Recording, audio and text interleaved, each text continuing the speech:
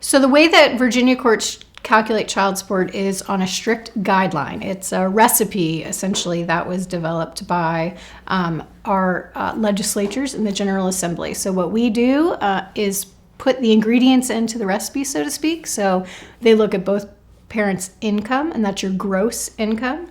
They look at whether or not one party is paying spousal support to the other party. That counts as either income or a reduction of income. They look at whether or not one of the parties has a child outside of maybe the 2 or 3 we're talking about that they're obligated to pay support for. That counts. And they look at the healthcare cost. Is there a parent that's paying that healthcare cost for the children? They look at childcare expenses. And inevitably, you stick in all those ingredients and it pops out with a number. And that is the number that is presumed to be the number that should be paid on behalf of the child or children. And so can you deviate from that? Yes and no. There are factors that a court can choose to deviate. They don't have to.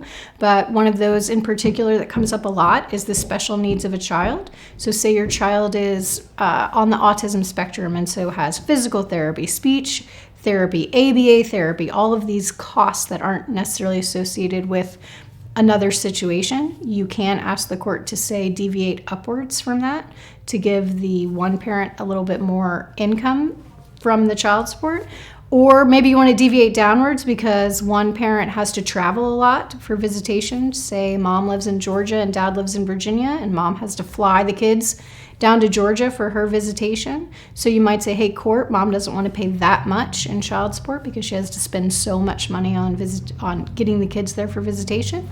And so you can deviate for those reasons, but the presumptive number, meaning the ingredients you stick in, is what a court is expected to order as payment for the child.